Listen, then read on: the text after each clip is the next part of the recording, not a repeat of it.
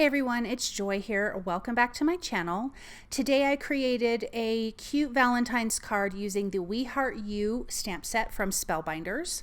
I'm going to stamp this on some 110-pound Hammermill cardstock. This is the first time I've ever used Hammermill cardstock, so I'm going to do a little bit of colored pencil coloring. I'm going to be using some Prismacolor colored pencils.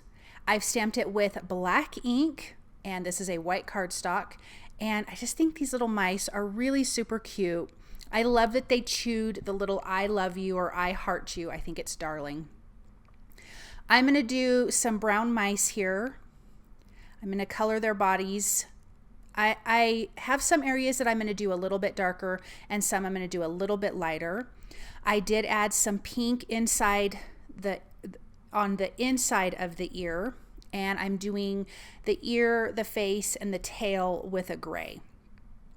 Something with colored pencils is when you're coloring, I would say start off lighter, and then in the areas that you want a darker shadow or a darker area, then go a little bit darker, because at some point your paper stops taking that color from a colored pencil.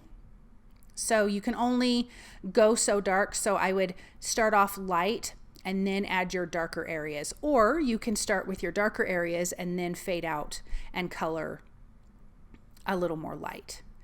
So let's color this little guy in the middle. We have this other little guy on the side. I do like that they're facing different directions. They've got cute little faces. Their tails kind of remind me of a rat, but I know it's a mouse. But they were super easy to color. These do have a lot of detail. I think another fun way to color these guys would be to stamp them and do like a clear embossing powder. So stamp them with your black ink or even brown ink, and then keep your stamp in your MISTI. Then prep it with a powder tool, add a clear embossing ink and stamp it again, and then sprinkle on clear embossing powder. And then use like a watercolor pencil, like a Zig Clean Color Real Brush marker or the Karen markers, and that would be another really cute way to color it. But I had these colored pencils in my work area, and so I thought that I would use them.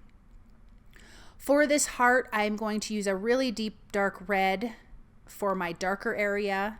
Then I'm using just kind of a normal red, and then I'm going to blend that up softly. I think I do end up adding a little bit of pink up at the top, but I do want to get a nice shadow at the bottom.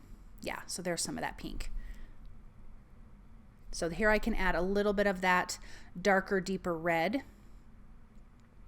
and then some of that just kind of a regular red. You know, I did not write down the colors of the pencils because I totally forgot. I think I thought I wrote them down and then put them up and didn't realize which ones I used, so I apologize for that. But obviously any pinks or reds that you like will work just fine. I'm going to do the I and the U with the same pink. I have a darker pink and then that light pink. And again, just adding some darker areas, some lighter areas. Just adding layers of color on top of color instead of just pressing down hard and adding a dark color right from the get-go. I am going to do a turquoise for the little sticks that the sentiment is on. I thought that would be a fun pop of color, bring a little extra something onto the images.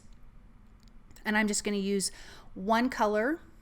And then there is some ground that they're sitting on, so I opted to use green. To me, it looks like there's some grass there.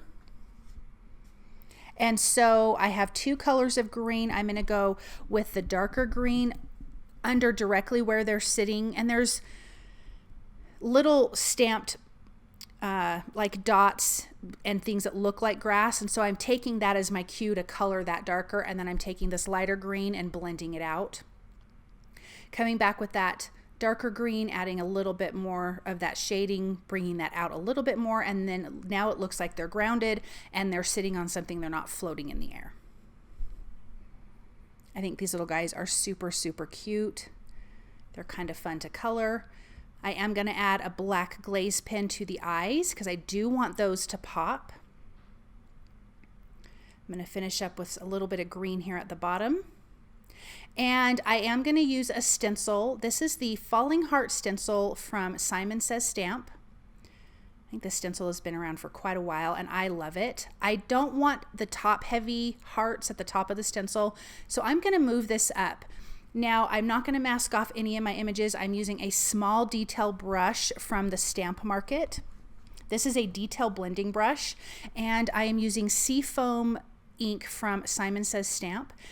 This is making it to where I can pick and choose which hearts I want to ink blend for my background, and so I'm not going to be ink blending over my colored images. And again, bringing in that teal color just adds a different fun pop of color. I will add that to a turquoise background to have a little bit of a matte. And then I'm going to add that to a white A2 size card base. You could leave it just like this. I think this is really super cute, but I wanted to add some more hearts to this. So I am using from Honeybee Stamps, these are all clay hearts. They are the Kiss Me, Hug Me, and Be Mine clay hearts. So you have red, pink, and white. And I just kind of scattered some all over the background and one on the heart in the center. And then here is this cute card. It's super easy, super quick, and really a fun little card to do. Thank you guys so very much for stopping by. I hope that you enjoyed this project and I hope that you feel inspired. Have a wonderful day and I'll see you soon. Bye.